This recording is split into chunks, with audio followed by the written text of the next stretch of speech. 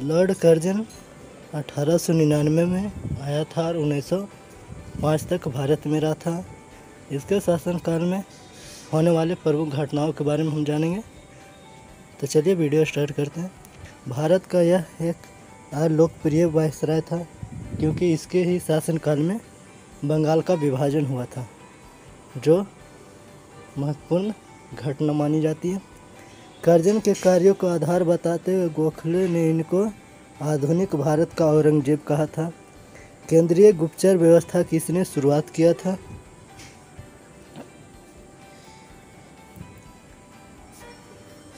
था 1899 भारतीय टंकन, जिसे टाइपिस्ट भी कहा जाता है, वह पत्र मुद्रा अधिनियम के द्वारा पाउंड को भारत में मान्य घोषित किया था, जो 1 पाउंड के बराबर 15 रुपये होता था। 1900 ईस्वी में पंजाब भूमि हस्तांतरण एक्ट पारित किया गया, जिसमें किसानों की भूमि गैर कृषकों के पास न जा पाए। 1901 में भारत में पहली बार जातिगत के आधार पर जनगणना इसने करवाया था। 1930 में पूसा में एग्रीकल्चर इंस्टीट्यूट ऑफ की स्थापना किया गया था।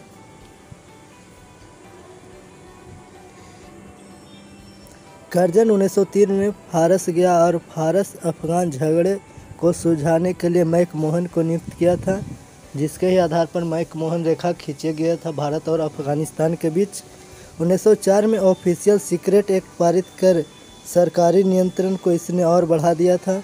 पुलिस प्रशासन में के सुधार हेतु एंड्रयू फ्रेजर की अध्यक्षता में पुलिस आयोग का गठन किया गया था। 1902 ईस्वी में सर थॉमस रैले की अध्यक्षता में विश्वविद्यालय आयोग की स्थापना 1902 में तथा विश्वविद्यालय सुधार अधिनियम 1904 पारित किया गया।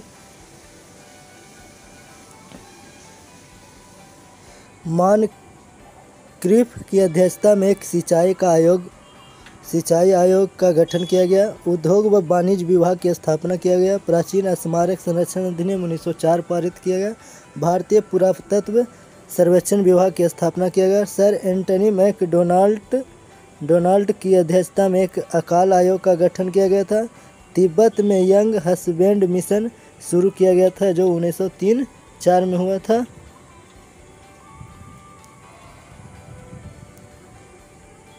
1905 का बंगाल का विभाजन इसके कार्यकाल में हुआ था। मुख्य सेनापति किचनर से विवाद के कारण कर्जन ने अगस्त 1905 में त्यागपत्र दे दिया था। कर्जन एक ऐसा वायसराय था जो अत्यधिक केंद्रीयकरण व निरंकुश शासन का हिमायती था।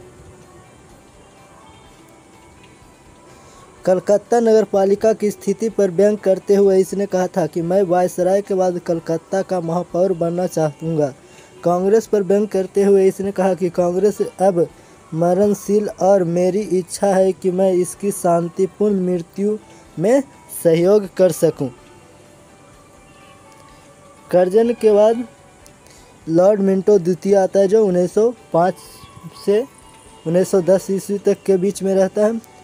बंग भंग विरोधी तथा स्वदेशी आंदोलन का दबाने का इसने प्रयास किया था, जो 1906 में शुरू हुआ था। बंगाल विभाजन के विरुद्ध किया गया था। मुस्लिम लीग की स्थापना 1906 में किया गया था। खुदीराम बोस को फांसी, बाल गंगाधर तिलक को राजद्रोह के आरोप में 6 वर्ष का कारावास हुआ था 1908 में।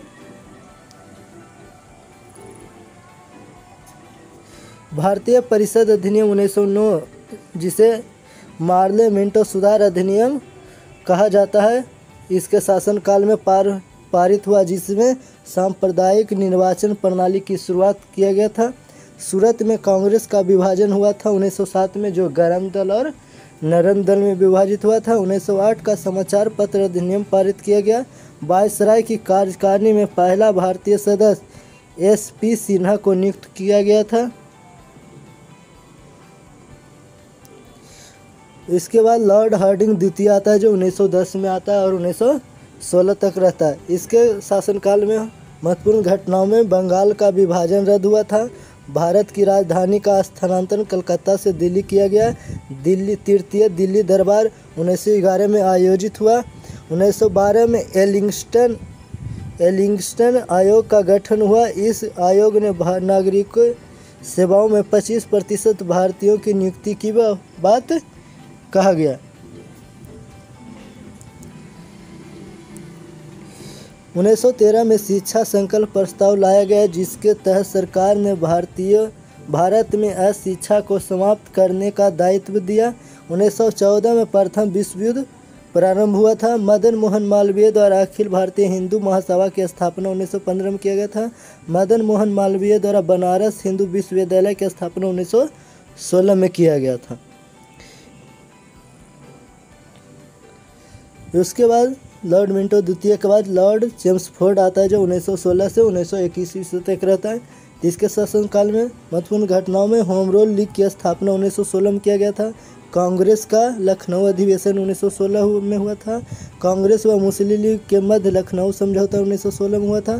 साबरमती की स्थापना 1917 में महात्मा गांधी द्वारा किया गया था। चंपारण आंदोलन 1917 में हुआ था, जो बिहार के पश्चिमी चंपारण हुआ था, जो 3 कठिया प्रणाली जो था, जिसमें नील की खेती के लिए जो किया गया था, उसके विरुद्ध हुआ था। अहमदाबाद में सत्याग्रह 1918 में हुआ था, जो मिल मजदूरों के लिए हुआ था। खेड़ा का सत्याग्रह हुआ था। फिर भारत शासन अधिनियम 1919 पारित हुआ था। रॉलेट एक्ट 1919 आया था, जिसे काला कानून कहा गया। जलियांवाला बाग हत्याकांड 1919 में हुआ था, जो 13 अप्रैल 1919 में हुआ था। प्रांतों में द्वैध शासन प्रारंभ हुआ था। असहयोग एवं खिलाफत आंदोलन प्रारंभ हुआ था 1920 में। पूना में डी.के. कर्वे द्वारा महिला विश्वविद्यालय की स्थापना 1916 में किया गया था। सैंडलर कमीशन की नियुक्ति 1917 में किया था, जिसमें 2 भारतीय सदस्य थे, जिसमें सर आशुतोष मुखर्जी व जियाउद्दीन अहमद थे। एंग्लो मोहम्मडन ओरिएंटल कॉलेज का नाम 1920 में बदलकर अलीगढ़ मुस्लिम विश्वविद्यालय कर दिया गया। इसी के शासनकाल में बाल गंगाधर तिलक की मृत्यु हुआ था, जो 1 अगस्त 1920 हुआ, जो रॉलेट एक्ट का विरोध कर रहे थे। उसी में लाठी चार्ज में उनकी चोट लगने से मृत्यु हो गया था। इसके बाद लॉर्ड रीडिंग आता है, जो 1921 से 26 तक रहता है। जिसके शासनकाल में प्रमुख घटनाओं में चौरी चौरा कांड हुआ था, जो 5 फरवरी 1922 में हुआ था, जो गोरखपुर उत्तर प्रदेश के गोरखपुर जिला में हुआ था। जिसमें आंदोलनकारियों ने पुलिस चौकी को जला दिया था, जिसमें 22 पुलिसकर्मी मारे गए थे। 22 पुलिसकर्मी मारे गए थे। जिसके बाद असहयोग आंदोलन वापस ले लिया गया महात्मा गांधी द्वारा। एकमात्र यहूदी वायसराय था। केरल का मोपला विद्रोह 1921 में हुआ था, जो वो वहाँ के जो ज़्यादातर किसान थे, जो मुस्लिम थे, जो अपने जमींदारों के अत्याचारों के विरुद्ध उन्होंने आंदोलन किया था। 1910 के प्रेस एक्ट एवं 1919 के रॉलेट एक्ट को इसने वापस लिया था।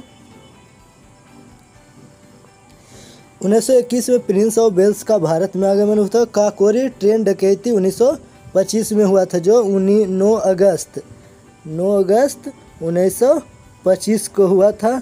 लेकिन इसका सरकार ने अब काकोरी ट्रेन डकैती का नाम बदल दिया है। स्वामी श्रद्धानंद की हत्या 1926 में हुआ था। C.R. दास तथा मोतीलाल नेहरू द्वारा स्वराज पार्टी का गठन 1923 में किया गया था। ICS को परीक्षा दिल्ली व लंदन में एक साथ कराने का निर्णय इसके शासनकाल में लिया गया था।